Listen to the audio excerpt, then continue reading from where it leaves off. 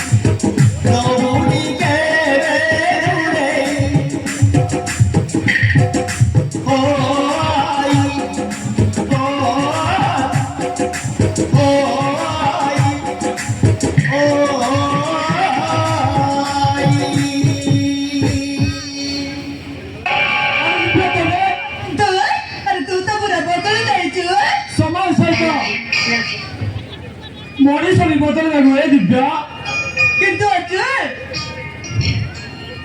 ଏତେ ଦିନ ତ ଥିଲେ କୋଉଠି? ଚାକିରି ଖୋଜି ଖୋଜି ହଠାତ୍ ସେଇ ଘରେ ବସିଛି। ମୁଁ ତତେ ବହୁତ ମନେ ପକାଇ ଅର୍ଜୁନ ମାମା ବି ତତେ ବହୁତ ମନେ ପକାଇଛି। ଚାଲ ଆଜି ଆମ ଘରରେ ବୁଲି ଆସିବୁ। ନାହିଁ ଦିବ୍ୟା ନାହିଁ ଲୋକେ ଖରାପ ପାଇବେ କେବେ ଯଦି ସମୟ ମିଳେ ତାହେଲେ ନିଶ୍ଚୟ ଯିବି।